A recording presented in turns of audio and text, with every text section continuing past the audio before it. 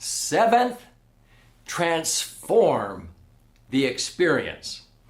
In this episode, we are going through step number 7 of 7 steps, addressing the question how to turn a negative experience into a positive outcome. This is very powerful. I'm going to share a story with you about how I was able to do this and how it blessed my life. And I want you to learn from my experiences so that you don't have to go through a long learning curve like I did. I want you to learn with a fast power curve. Get ready.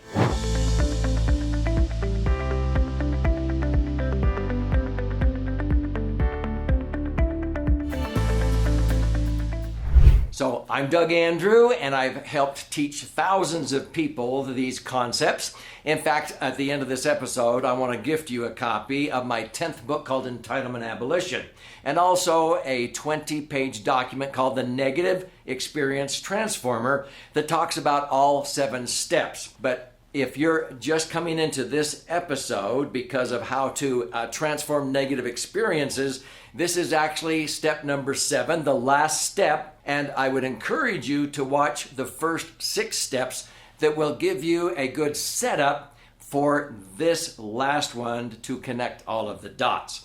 So here we go. I'm going to go into an explanation of how to transform the negative experience and turn it into maybe intellectual capital, how to become maybe a best-selling author. I've helped many people do this. So in teaching audiences for more than 48 years, I've oftentimes seen people in my audiences that they have experiences in their own lives, and many times they've just sort of kept them to themselves, or they shared them with close family or friends or whatever. And when they would tell me what they learned or how they overcame a challenge in their life, I'd go, oh my heavens. Do you know the world loves usefulness? They would pay you for your wisdom. In other words, for a long time in the bookstores, a lot of people now buy books, of course, the digital versions online. But in the bookstores, you would have just aisles of the bright orange and bright yellow books, idiots, okay? Books, this for idiots and this for dummies. And I would look at some of those and I think, oh my heavens, how elementary is this? But that's why they called it, blank for dummies, blank for idiots. And they sold millions of dollars of those books. And I would tell my audience, you know what? You could be a better selling author providing more value than all of those books for idiots and dummies.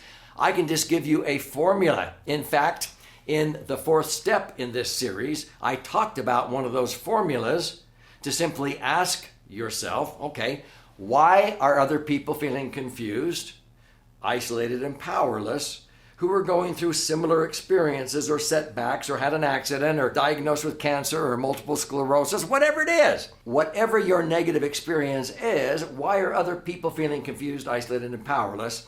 How can you deliver or provide clarity, confidence, and capability?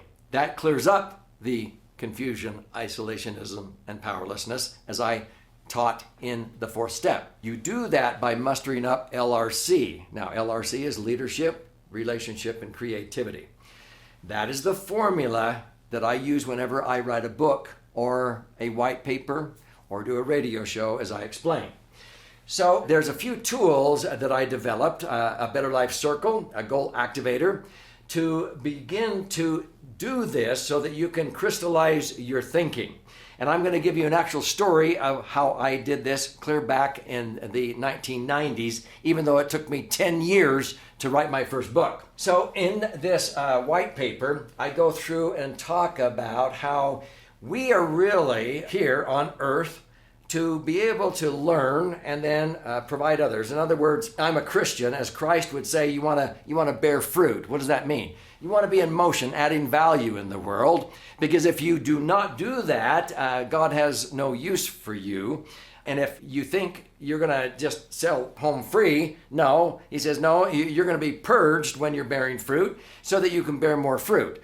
You learn and go through experiences. I teach my kids and grandkids, don't beat yourself up. Don't take the victim role. Don't be that clam on the bottom of the ocean waiting for somebody to come and just give you something to eat or take care of you. You need to react. You need to respond. See, the word responsibility means to respond with all your ability. And I teach them to do that, and then that a higher power will make up the difference. And that has always happened for them, and they appreciate those teachings. We have an annual grandpa's camp with all of our grandchildren where we have them for a week, and we teach them these types of principles. Here is the first exercise, and I'm going to show you here at the end of the episode how you can have access to these. It's called the Goal Activator.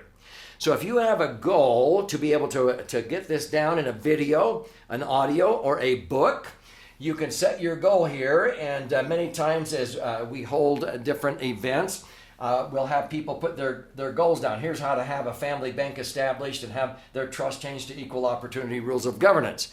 Now, you don't know what that means, but when you claim your free copy of my book, Entitlement, Abolition, you'll want one of these, okay? Whenever I talk about a family bank, people go, I don't know what it is, but I want one. I assure you, you're going to want one. I have them fill out what inspired you to achieve the goal, okay? What positive motivation will keep you focused on this goal? And what are the ideal results that will be achieved when this goal is realized? So you're getting super clear on this goal of maybe formulating a book, an article, a blog, whatever you're doing. Doesn't have to be major. How do you plan to accomplish the goal most effectively? Okay. What are the abundant-minded support people that you will want around you whenever I write a book?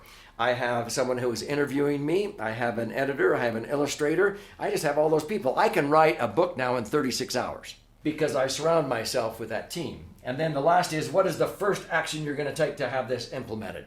So that's the Goal Activator, and it's one of my favorite tools. The other one that I talk about in this white paper on how to transform negative experiences into positive outcomes is called the Better Life Circle. And this is very simple. You simply write down the experience that you're now learning from, you're transforming, and you put it right here. And then the second step is you're writing down what was positive, what did you learn, what went right, and then what was negative, what went wrong. You can do this with any experience. It doesn't have to be a bad one. So as you fill out what went right, what went wrong, then you go down to the bottom of the form and you're taking the transformation, and as you come back, you're listing the specific action steps you would take the next time an experience like this happens. The next time an accident happens, or you get laid off, or you have a financial setback, or anything like that.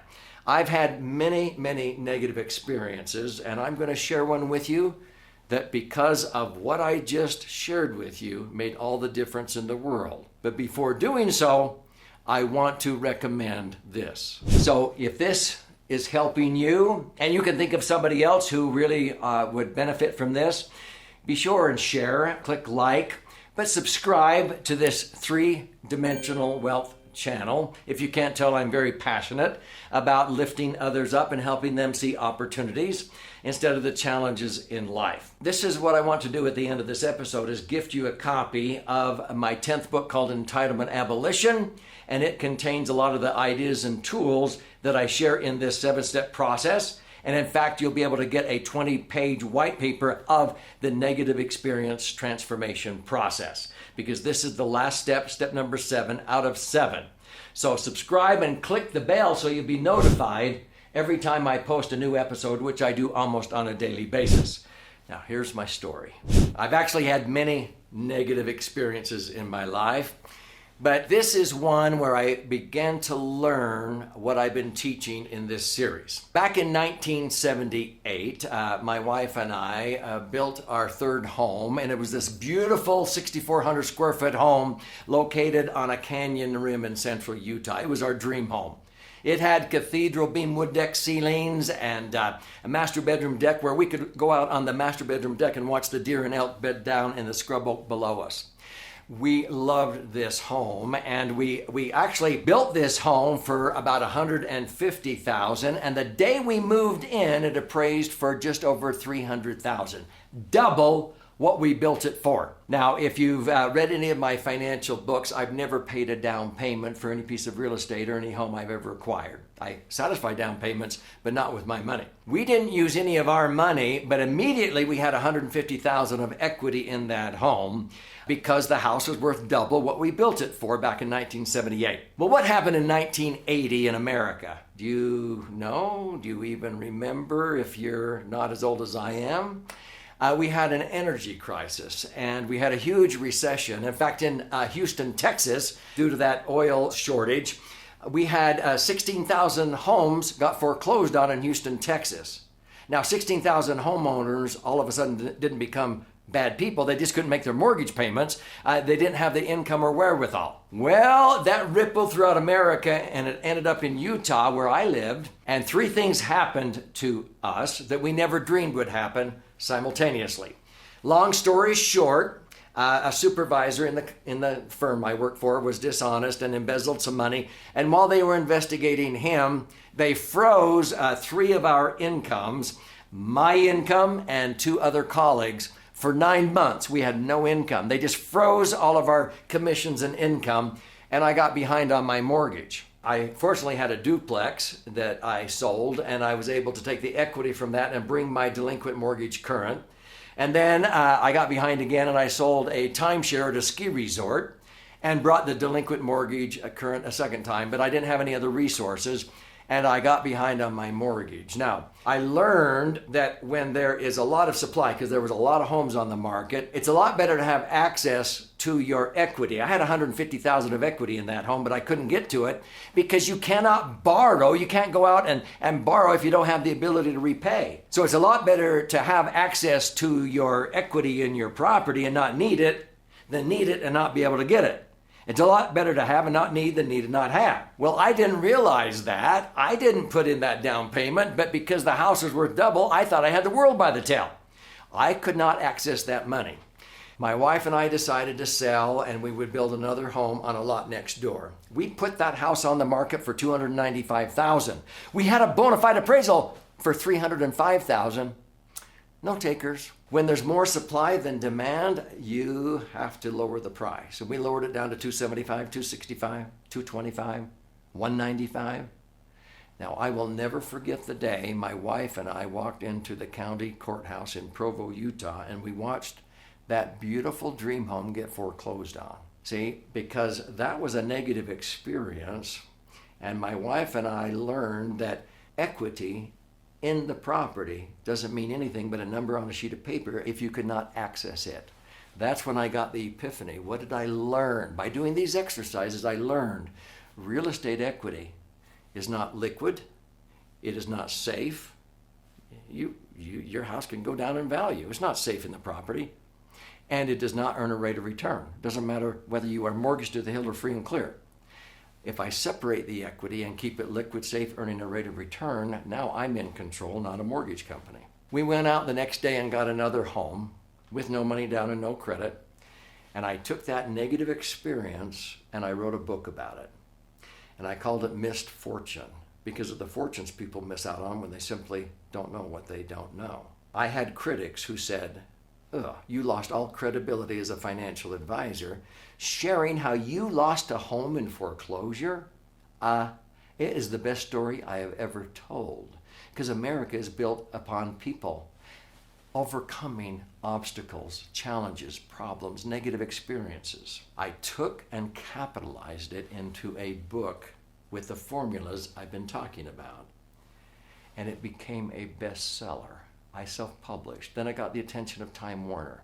They gave me a $100,000 advance. Then they gave me a $1 million advance. Fast forward, I have written 12 books now. Sometimes I look at my wife and say, golly, look what happened since we had that negative experience of losing our house in foreclosure. Let's go lose 20 more, honey. No, one was enough. But if I had chosen to just feel sorry for myself, I'd still be regretting the experience and feeling like a victim. No, you can transform. and you can be an author. I have helped many young people when they finally shared their story of how they overcame their addictions to alcohol, drugs, pornography, whatever it is. They became best-selling authors because there are thousands of other people that would like to know how you overcame what you did. And so the world loves usefulness, and that's the secret behind this negative experience transformation. The glow of calmness that will then pervade your mind, the tingling sensation of an inflow of new strength may be to you the beginning of the revelation of the supreme calmness that is possible for you. William George Jordan. So be sure and watch all 7 steps on how to take a negative experience and turn it into a positive outcome.